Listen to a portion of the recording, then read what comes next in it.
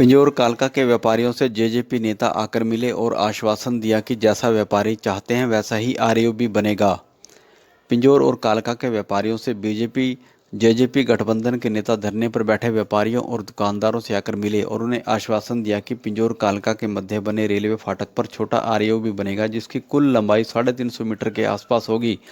JJP जिला अध्यक्ष ग्रामीण भाग सिंह दंदमा और शहरी जिला प्रधान ओपी सिहाग का एक प्रतिनिधिमंडल हरियाणा के उप मुख्यमंत्री दुष्यंत चौटाला से चंडीगढ़ में मिला था और कालका पिंजौर के मध्य बने रेलवे फाटक पर बनने वाले आरयूबी बारे विस्तार से चर्चा की गई थी और इस संबंध में जेजेपी नेताओं ने आरयूबी की ड्राइंग भी हरियाणा के उप मुख्यमंत्री को दिखाई थी, जिनमें उन्होंने बताया कि कालका पिंजौर शहर की कनेक्टिविटी बनाए रखने के लिए छोटा आरयूबी बनाया जाना है, जिसकी कुल लागत 11 करोड़ रुपए के आसपास रहेगी।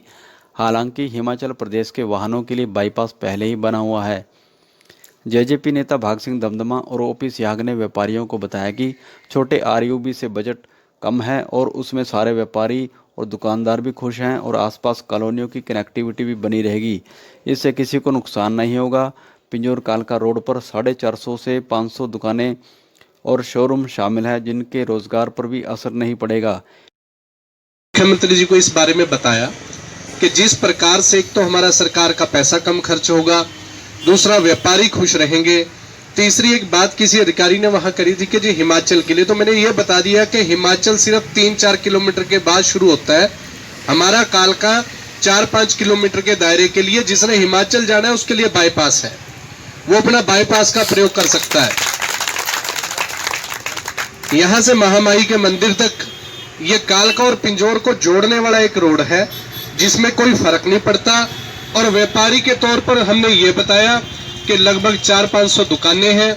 हर दुकान के ऊपर जिस प्रकार बताया है कि 30-40 लोग, किसी पे 100 भी हैं, किसी पे 20 हैं, किसी पे 15 है, तो 10,000 लोगों के रोजगार के ऊपर भी मार पड़ेगी।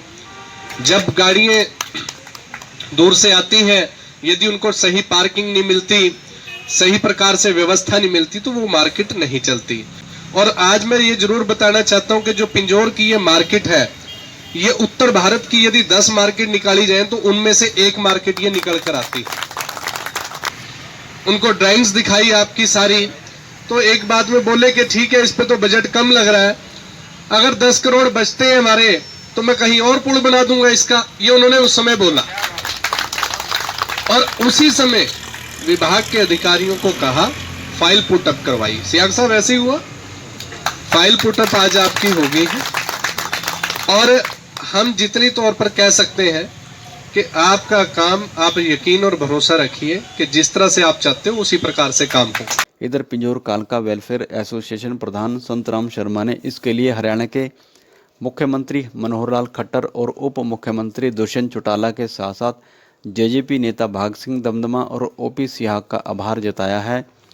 फिलहाल यहां व्यापारियों का धरना जारी रहेगा जब तक ऑफिशियल रिपोर्ट नहीं आ जाती है, लेकिन पिंजौर कालका के व्यापारियों को मिले आश्वासन के बाद अब थोड़ी उम्मीद जगी है कि उनकी छोटे आरयूबी की मांग जल्द पूरी हो जाएगी।